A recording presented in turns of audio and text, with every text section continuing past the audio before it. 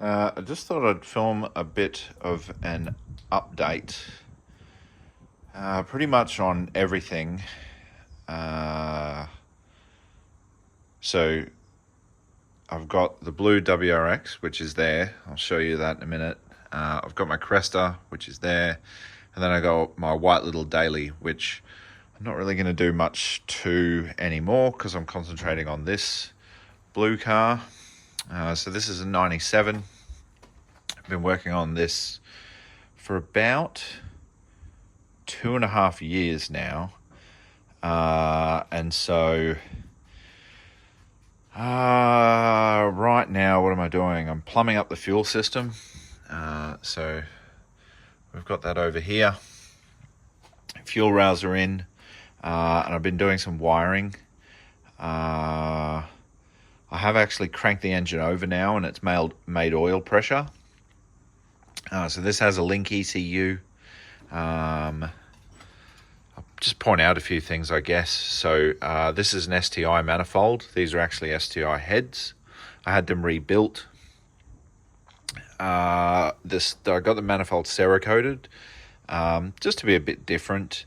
I mean, I know I always love it when you look into a WRX engine bay and you see the red STI manifold, but then I don't know, you kind of want it to be fairly standard if it's an STI, and this is not. This is just WRX with an STI engine. So this is running a Blausch Dominator XTR 1.5 turbo, AVO intake, as you can see. Now this piece here is made by Chryso's Customs.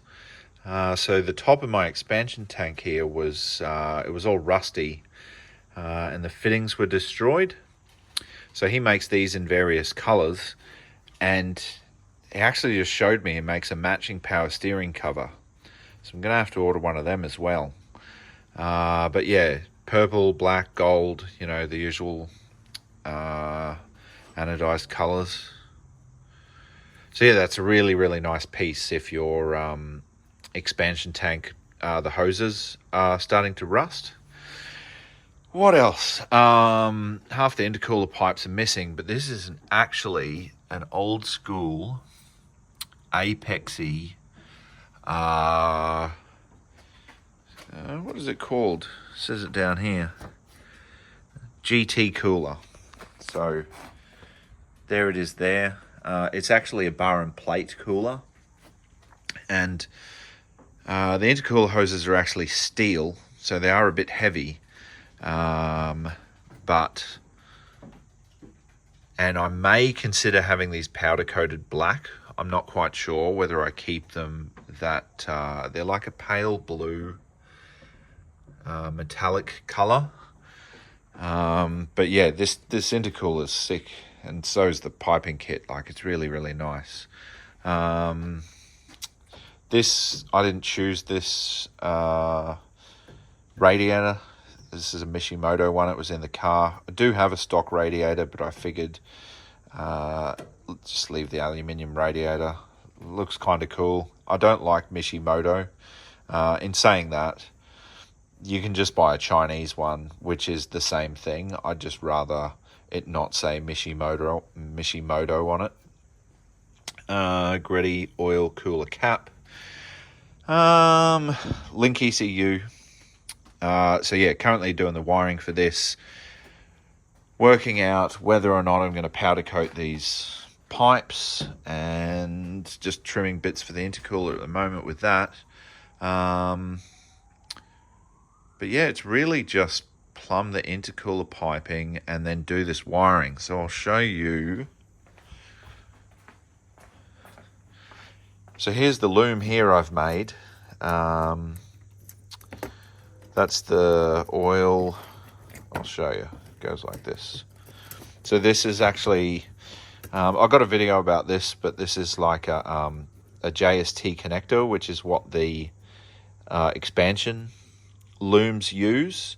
But I bought the connector and the pins and then the proper crimp tool, and I made this myself with TXL wire. And so I mucked up a couple of things, like these were pull to seat connectors for the air intake thing, and I stuffed it up. I crimped them on there, and obviously you can't pull to seat it when you have crimped them on there already, so I've ordered a new connector for that. Here's another thing. This wasn't supposed to be a tech video, but this is my flex fuel sensor, and this is the connector I bought, and I'll just show you. See these? Let me get something to point with.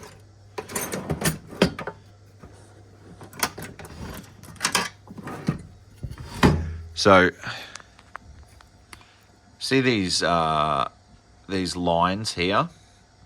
I guess they're called guides. So that gap there, this solid bit here, that solid bit there, and that gap. This connector doesn't actually line up properly. So if we flip it upside down and have a look, this is thick here. This side goes on this side of the connector, and this one's got the thick bit on this side, which should be here, and it's got the thin bit on this side, which should be here. So this is the wrong connector, and that's one thing you need to pay attention to when you are ordering these connectors, that you get the right connector. So essentially, I've ordered the same connector, just this thick bit is on this side, and this thin bit is on this side. So moral of the story, when you order your connectors, check out your sensors first so you get the right thing. In fact, I actually did the same thing with the IAT sensor, so it was kind of a blessing in disguise that didn't work out. Anyway, if you want to know about that, look back through the other videos. There's a bit about, adding other sensors to a link ECU, all that other bullshit. So, onto the Cresta. About one video back, I talked about this, which is drive-by-wire stuff. So I'm going bigger injectors, having it retuned for ethanol, so adding a flex fuel sensor. So I've got another one of those. But yeah, if you want to learn about this is my 180 Australian dollar drive-by-wire setup that I got for super cheap. But that will come at a later date, because I want to get the blue car finished and tuned before I get this tuned. But I do have other modifications for the Cresta. So let's go and have a look at it. Where's my torch? Oh, yeah, that's what I had the torch for. All right, let's go. So got to be a little bit quiet because my neighbours work in the hospital and they do shift work. So so here we are here. Got genuine CR Kais. And I've got these massive, so these are Evo Brembo brakes. They're running a 350mm rotor. And I've always wanted some 3-piece wheels, so I bought some. These are the fronts, 18 by 9.5 plus 29.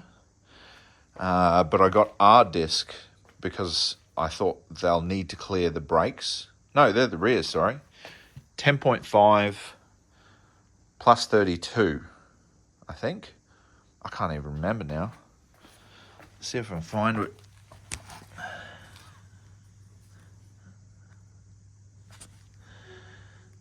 Oh, I can't remember. Actually, I probably should tell you. I just don't want to upset this stack of tyres. Let's have a look.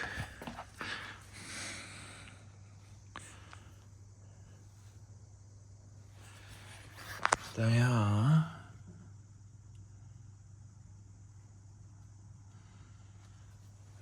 So I think they're 10.5. No, I don't actually know. Yeah, I'll look at one of the fronts. I know what the front is for sure.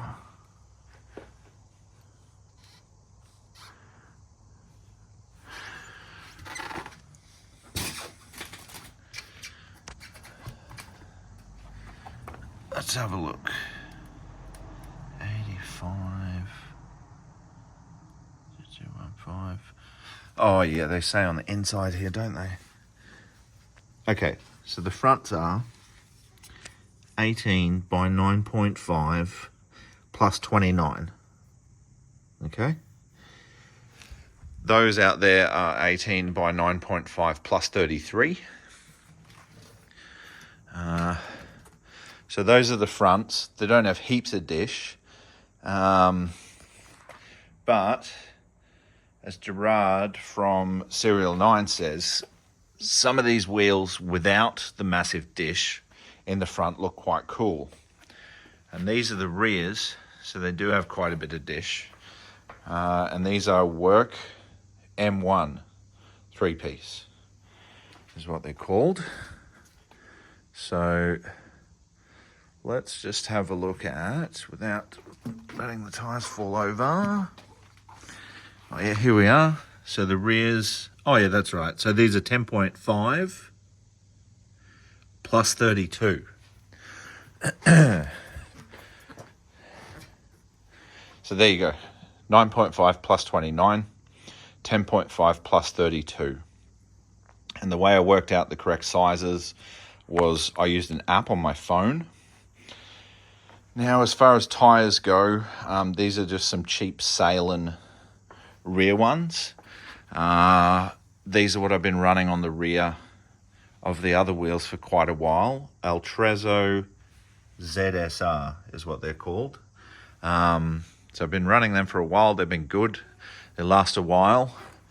And then on the front, I've run a few style of semi-slick. So I've had the Salem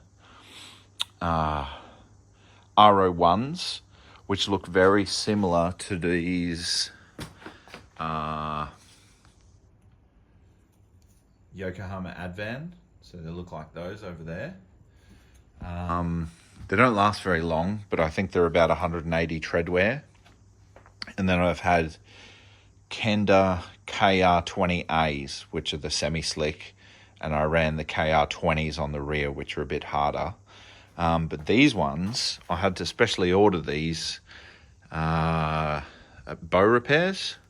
But these are a Linglong Flash Hero. So the guy thought it was funny that I was ordering tyres. Yeah, there you go. Linglong. The guy thought it was funny that there was actually a brand called Linglong. So there you go, Flash Hero. What does this say? Treadwear 200, traction AA. I'm not sure what that means. If you know what that means, tell me what traction AA means, and temperature A. But again, I think these are a copy of an old Advan tyre that is either discontinued or no longer available. Maybe, I'm not sure, but I really like this this design, you know, because it's got the, you know, not that I'm the Drift King or anything, but it's got these grooves that if your wheel was sliding across this way, the grooves would actually grip, I presume. But yeah, they look cool. And one thing about them is the sidewall is very square. So normally my tyres have, you know, they've looked like this. They've had a lot of stretch to them.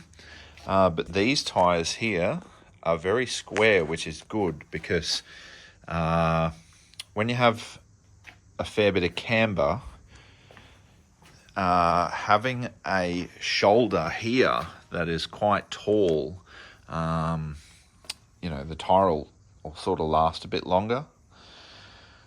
So that's about it, really. Oh, yeah, so to go with the drive-by-wire, these are the injectors, and then SARD fuel rail. But yeah, that's about it, really. Thanks for watching. Oh, no, sorry, I totally forgot. In order to fit the wheels, I had to get new brakes. So I splashed out and I bought these Project Mu brake kit. I've waited almost 6 months for these. It was probably more expensive than the wheels, to be honest. But similar size 4-pot caliper to the Evos that I'm using currently. But they come with a 323mm rotor, which is what a Supra or a Sora uses. And then it actually comes with braided lines. So, and you can choose your pad compound as well. So, going to put the brakes on, then the front wheels will fit. Might have to adjust the suspension a bit, maybe get a wheel alignment. But yeah, that's that. What do you reckon? Have I done all right? If you like the video, leave us a like. If you want to see more of the progress of the vehicles, click subscribe. If you're wondering about some of the stuff I've mentioned, I have made other sort of tech videos, very low tech videos, but if you have any questions, leave them below and I'm more than happy to answer them for you. Thanks for watching. I'm going to bed.